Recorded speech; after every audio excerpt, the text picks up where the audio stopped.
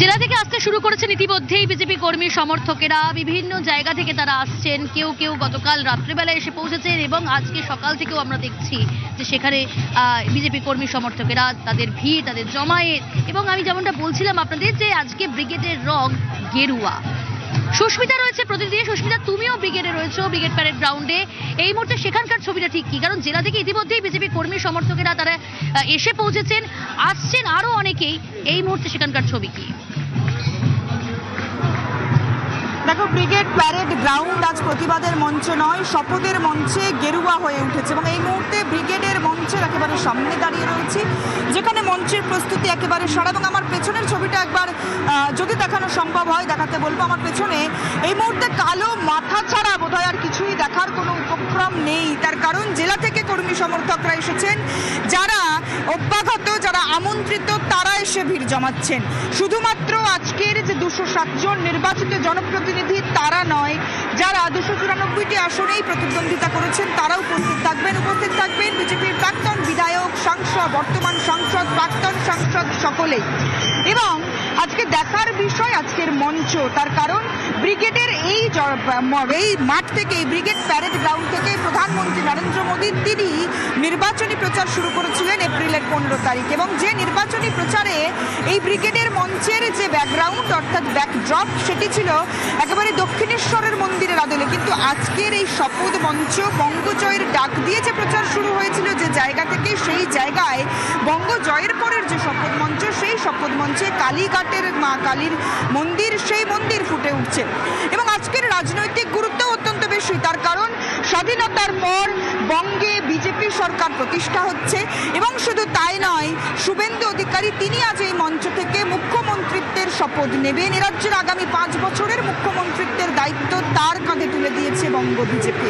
শুধু শুভেন্দু অধিকারী মুখ্যমন্ত্রী হিসেবে নয়, বিজেপি সূত্রে খবর আজকের এই মঞ্চ থেকে আরও 5 জন বিজেপির জয়ী নির্বাচিত প্রতিনিধি অর্থাৎ বর্তমান বিজেপি বিধায়ক তারাও মন্ত্রিত্বের শপথ নেবেন। তবে সেই নামগুলোর মধ্যে সবচেয়ে চর্চিত বা বিজেপি সূত্রে খবর অশোক কীর্তনিয়া মতুয়া সম্প্রদায়ের থেকে জয়ী বনগাঁ উত্তরের বিজেপি প্রার্থী, তিনি আজ এই মঞ্চ থেকে মন্ত্রিত্বের শপথ নিতে পারেন।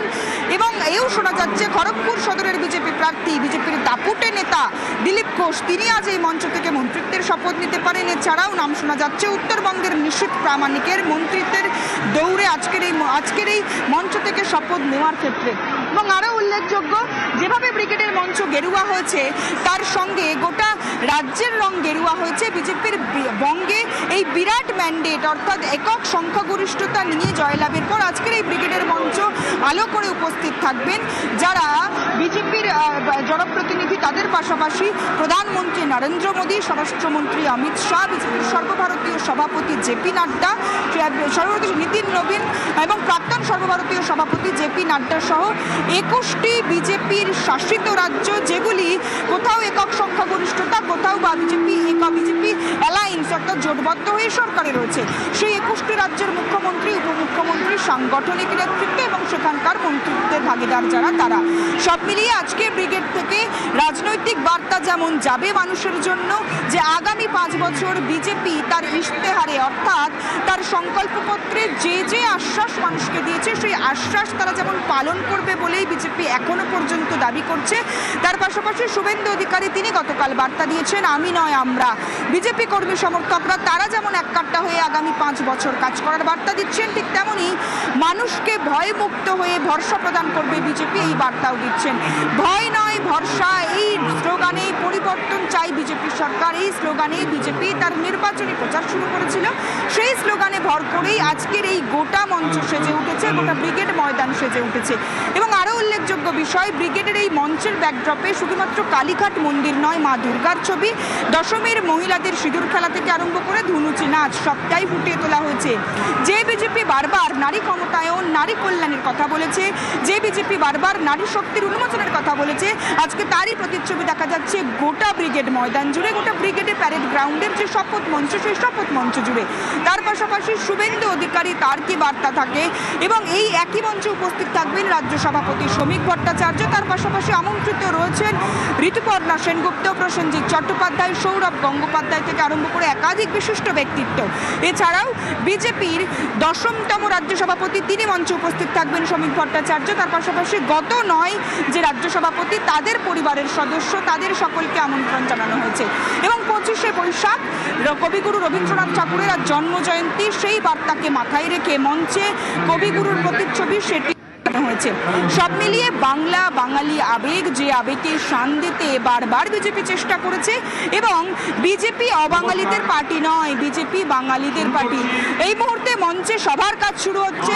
জগন্নাথ চট্টোপাধ্যায় সিউড়ি থেকে জেতা বিজেপি প্রার্থী, সিউড়ির বিজেপি বিধায়ক জগন্নাথ চট্টোপাধ্যায়, তিনি এই মুহূর্তে মঞ্চে যে সবার কাজ, সেই সবার কাজ শুরু করছেন। আর কিছুক্ষণের মধ্যেই বেলা 11টা নাগাদ কেন্দ্রীয় স্বরাষ্ট্রমন্ত্রী অমিত শাহ এবং প্রধানমন্ত্রী নরেন্দ্র মোদী, তারাই মঞ্চে উপস্থিত থাকবেন। প্রধানমন্ত্রীর আজকের সফর সঙ্গী শুভেন্দু অধিকারী, শ্রমিক ভট্টাচার্য, তারাও একই সঙ্গে উপস্থিত হবেন।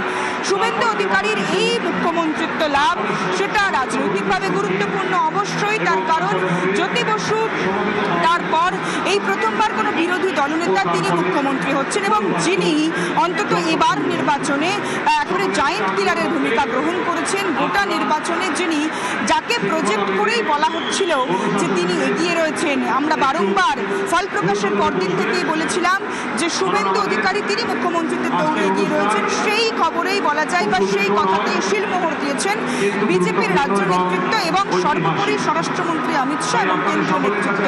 শুভেন্দু অধিকারী তিনি আজ এই মঞ্চ থেকে যেমন শপথ নেবেন, তার পাশাপাশি শোনা যাচ্ছে আরও 5 জন যারা মন্ত্রিত্বের ভাগিদার হবেন আগামী দিনে, তারাও আজ শপথ নেবেন। তবে তাদের নাম এখনো পর্যন্ত স্পষ্ট করে জানানো হয়নি, কিন্তু বেশ কয়েকজনের কাছে ফোন গিয়েছে বলেই খবর, এবং সেই ফোন এসেছে দিল্লি থেকে।